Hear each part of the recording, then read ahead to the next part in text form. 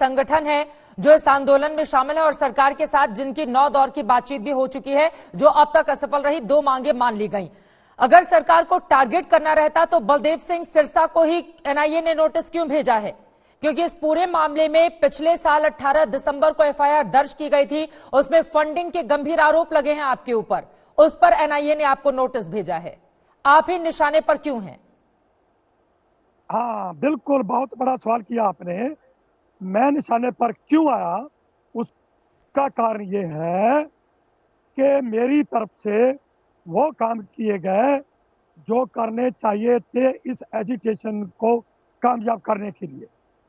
जो 2 दिसंबर की रात को 6 लड़के मैंने पकड़ाए और कुछ लड़कियां भी पकड़ी, लेकिन लड़कियों को छोड़ दिया। मेरी जमीर ने आज्ञा नहीं दी कि इन लड़कियों को भी मैं पुलिस के हवाले कराऊं।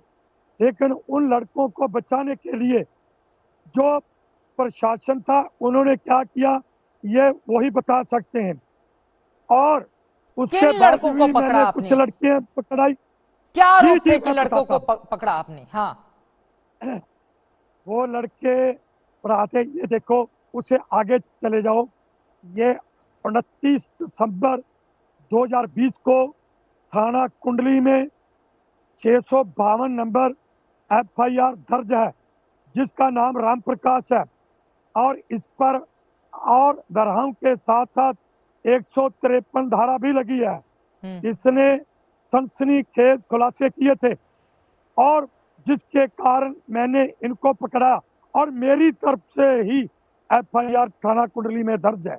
और उसके बाद पुलिस ने क्या इन्वेस्टिगेशन की, इस आदमी पर जो आरोप लगे थे, जो एफआईआर दर्ज हुई, आज तक पुलिस ने उन पर क्या आगे इन्वेस्टिगेशन करके दोष लगाए हैं, उस पर क्या कार्रवाई की मेरे को दबाने के लिए। और इस कारण नोटिस भेजा गया एनआईए का कि ये सरसा है जो ये कानूनी लड़ाई भी लड़ता है और इसलिए मेरे को ये नोटिस भेजा है, मेरे को डराने के लिए, मेरे को धमकाने के लिए, मेरे को भयभीत करने के लिए, मेरे को घर बिठाने के लिए ये इन्होंने मेरे को सरकार ने एनआईए के थ्रू नोटिस भेजा है। अपराजिता जी भी हमारे साथ बीजेपी के एमपी मौजूद हैं, उनसे मैं इस सवाल का जवाब लूंगी। लेकिन सिरसा साहब, एक और सवाल आपसे मेरा ये है, सवाल ये है कि एनआईए ने जब आपको पूछताछ के लिए बुलाया था और आपका कहीं कोई रोल नहीं रहा है, जैसा कि आप बोल रहे हैं कि किसान आंदोलन की वजह से आपको टारगेट किया जा रहा है, तो एनआईए के समक्ष पेशी के लिए आप क्यों नहीं गए? जो सरकार कर रही है, सरकार इनको बरत रही है, तो हम ऐसे नहीं, मतलब के डरने वाले नहीं। जो डरा रही है ना सरकार, मैं तो डरने वाला हूं, जो मर्जी हो जाए। लेकिन मैं एक बात पूछना चाहता हूं कि आज बीजेपी के लोगों ने, जैसे एफआईआर दर्ज हुई, इस पर कोई कार्रवाई नहीं।